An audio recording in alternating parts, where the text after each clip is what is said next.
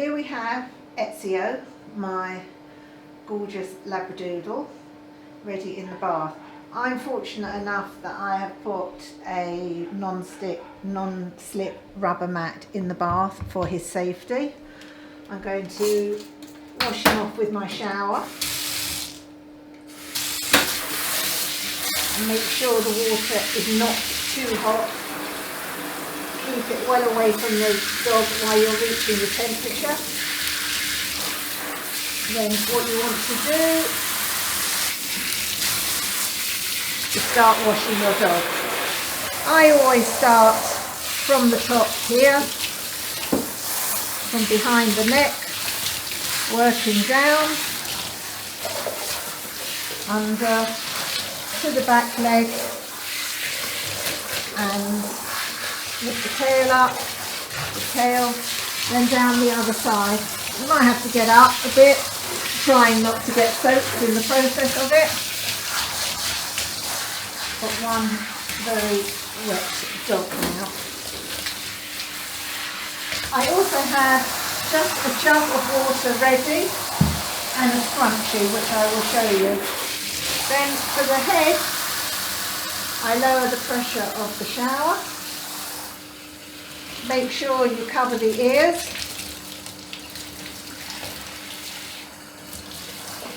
Put the head down and just wet the head. Not so much pressure on the head. One wet dog.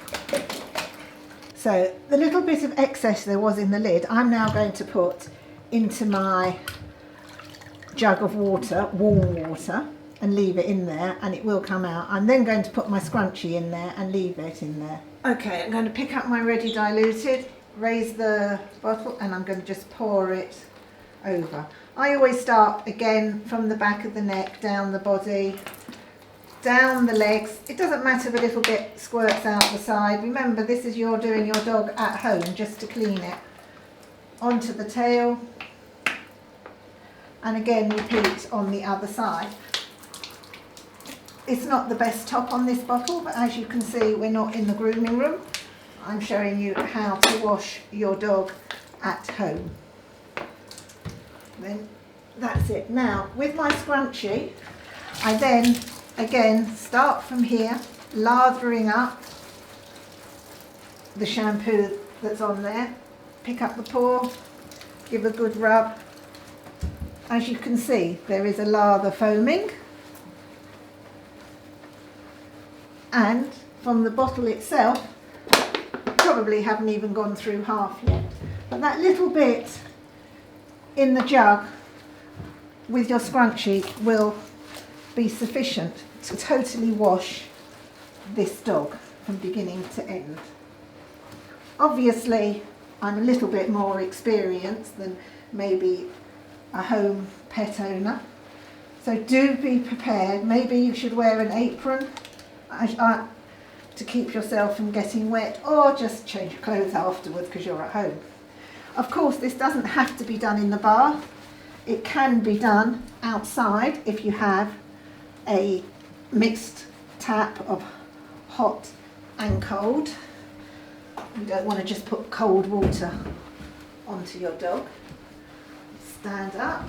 I'm going to wet my scrunchie again. Right underneath. Go down the front leg again. I always like to scrub the paws a little bit.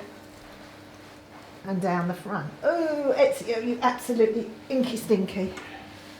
Now, I will use my hands just to make sure that there is a lather.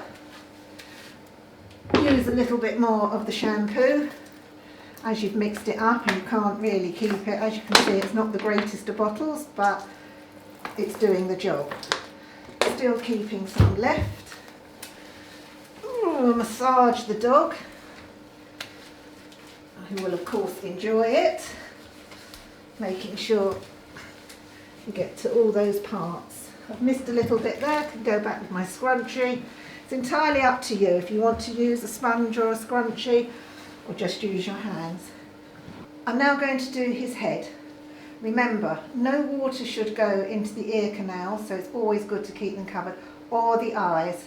You have to try and keep the face down, but obviously not all dogs react in the same way. Now, oh, have a good shake. There's a good boy. I've actually taken the lid off now because I'm just going to pour it neat. For me, it's easier.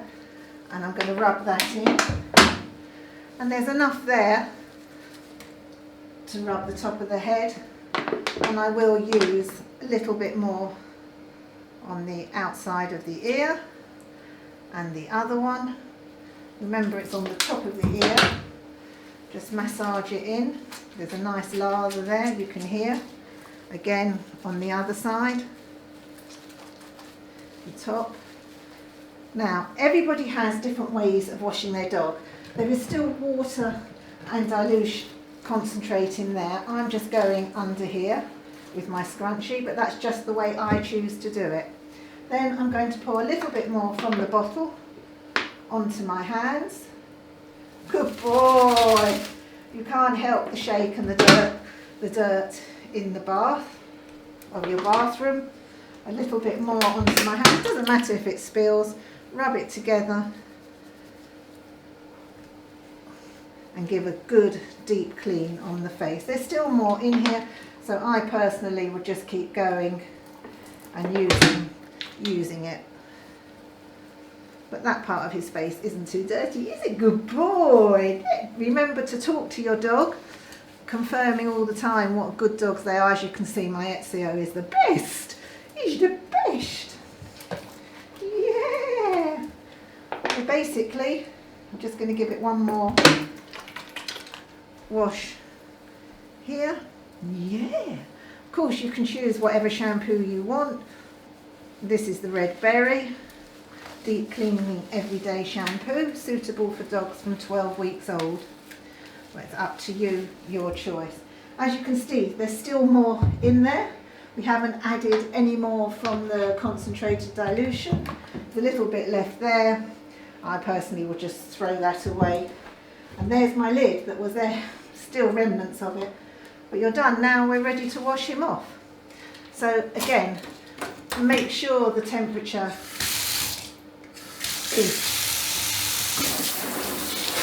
a warm, not hot and not cold.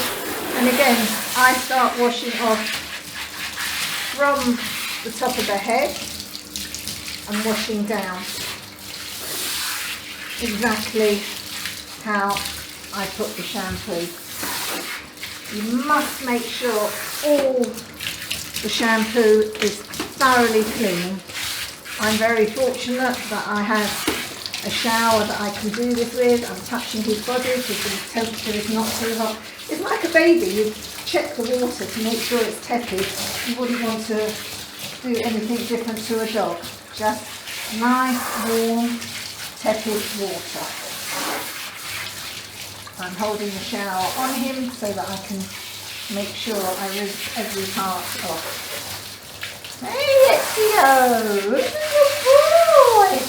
He's a good boy! And then again, I might just have to stand. I could turn him round, but for this purpose I won't. And being on the non-slip mat, he will feel much safer. But of course, every dog is different and will tolerate different methods. You have to learn to know your dog and do accordingly.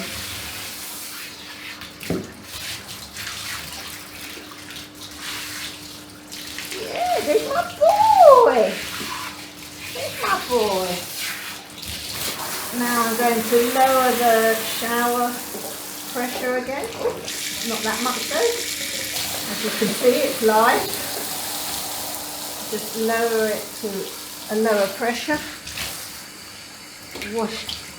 Hold my hands under his ear, making sure that everything comes out. He's a good boy. Now I'm just going to put his head down.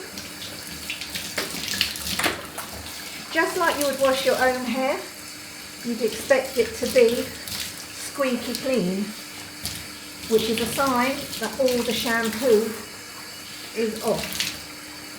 Remember as well, it depends on the hardness of your water in your area.